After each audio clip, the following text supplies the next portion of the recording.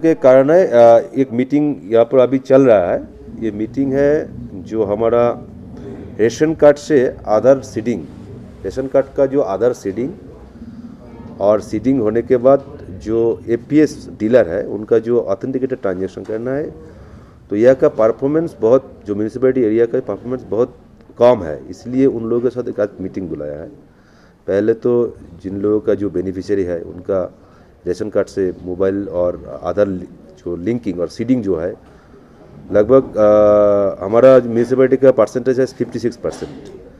With in 31 दिसंबर ये 100% करना है, ये भी एक टारगेट है। दूसरा टारगेट है ये सीडिंग होने के बाद जो ऑथेंटिकेटेड ट्रांजैक्शन होगा वो भी परसेंटेज बहुत ही कम है, शायद 49%।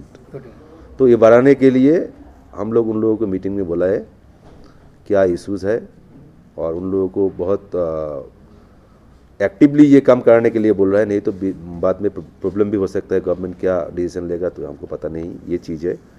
दूसरा ये चीज़ है, उन लोगों को भी ये भी बात मैं बोला है, यहाँ का जो सारे म्यूनिसिपैलिटी में, जो दार्जिलिंग म्यूनिसिपैलिटी में जितना समाज है, जो एपीएस सबकी जो जुरिडिक्शन है उनका अंदर जो समाज है, समाज के साथ आप बैठ सकते हैं, उनका हेल्प भी ले सकता है। लोगों को पता होना चाहिए, लोगों को आप बुलाइए, जो बेनिफिशियरी उनको बोलिए। अगर आधार सीडिंग नहीं होगा तो वो कार्ड ब्लॉक भी हो सकता है।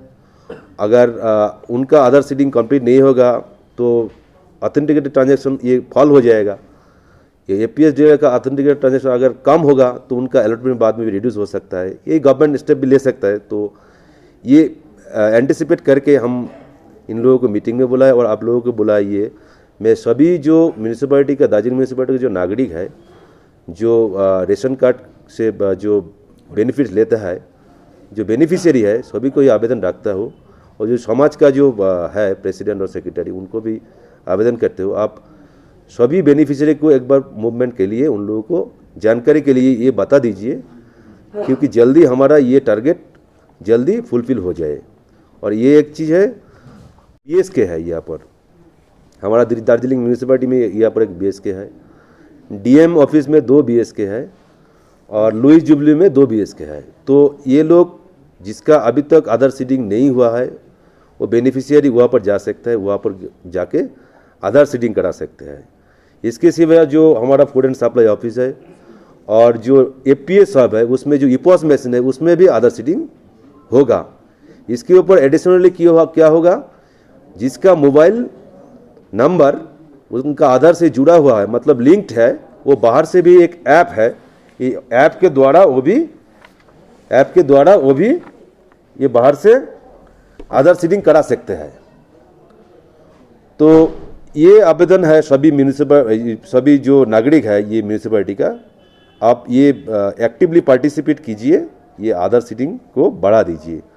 दूसरा और एक कारण है, हमारा म्यूनिसिपैलिटी में जो वैक्सीनेशन है, वैक्सीनेशन का टारगेट फर्स्ट डोज अभी तक हम लोग 95% अचीव कर लिया है और सेकेंड डोज करीब 91-92% हो गया। अभी तक कुछ लेफ्ट आउट अगर कोई होगा, मैं सभी जो सिटीजन है म्यूनिसिपैलिटी के सभी को आवेदन करूंगा, अगर कोई अभी तक लेफ्ट आउट है तो भाई हमारा जो वैक्सीनेशन सेंटर है वहाँ पर आके, ये आपका फर्स्ट डोज हो और सेकेंड डोज हो, ये आपको वैक्सीनेशन करा लीजिए। जिसका ड्यू हो गया सेकेंड डोज, आप आ जाइए, वैक्सीन लगाइए। जिसका फर्स्ट डोज अभी तक बाकी है उनको भी आने के लिए हम विनती करते हैं। Okay, thank you. मतलब वही लोग बता सकते हैं, हम जो वो लोग जो बताया हम उस कारण से अभी तक सेटिस्फाइड नहीं हुआ है, क्योंकि जो बगल वाला हमारा ब्लॉक का जो परफॉर्मेंस का परसेंटेज है और दूसरा सब डिवीज़न का परफॉर्मेंस का जो परसेंटेज है उससे बहुत ही कम है। इसका नेटवर्क का भी उतना इशूज़ नहीं है। तो ये उन लोग जो भी कारण बोला है हम लोग नहीं सेटिस्फाइड है। अब उन लोगों को पूछ सकते हैं, ठीक है, क्या है भाई, आप एक्टिवली ये काम ध्यान से कीजिए, नहीं तो बाद में प्रॉब्लम भी हो सकता है। ठीक है। यस विषयमा अलिकति जानकारी दिनुहोस्, के को लागि हेर्नुहोस्, यो के छ भन्दाखेरि चाहिँ यो जुन चाहिँ रासन कार्डको छ, यो रासन कार्डको इस्युमा चाहिँ के छ भन्दाखेरि चाहिँ अहिले जति पनि रासन कार्डहरू छ यो बायोमेट्रिक ट्रान्ज्याक्सन हुनुपर्छ। बायोमेट्रिक ट्रान्ज्याक्सन हुनुको लागि चाहिँ आधार कार्ड लिङ्क हुनुपर्छ, रासन कार्डसँग आधार कार्ड लिङ्क हुनुपर्छ र आधार कार्ड यदि कसैको पनि रासन कार्डसँग लिङ्क भएको छैन भने चाहिँ इन द नियर फ्युचर गएर त्यो बेनिफिसियरीले गएर त्यहाँनिर उसको रासन पाउनुदेखि वञ्चित हुनसक्छ। तर फुड एक्टले के भन्छ भन्दाखेरि कुनै पनि बेनिफिसियरीलाई रासन वञ्चित नगराउनु भन्छ। यहाँ दुईटै कुरो भइरहेको छ। फुड एक्टले भन्छ रासन वञ्चित नगराउनु भन्छ, आधार लिङ्किङको कारणले गर्दाखेरि त्यो बेनिफिसियरीहरूले रासन वञ्चित हुनु पनि सक्छ।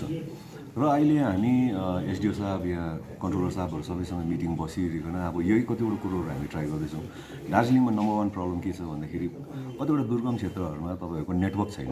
जो नेटवर्क नभएको कारणले गर्दाखेरि कतिवटा यहाँनिर टेक्निकल प्रब्लम्सहरू पनि भइरहेको छ। जस्तै अब मानिलिनुहोस् कोही एउटा फ्यामिलीले गएर आधार सिडिङ गर्छ, आधार सिडिङ गरेको पश्चात फेरि उसको 2 महिना बादमा 1 महिना बादमा हेर्दाखेरि फेरि रासन दिँदाखेरि उसको त्यो आधार लिङ्क भएकै हुँदैन।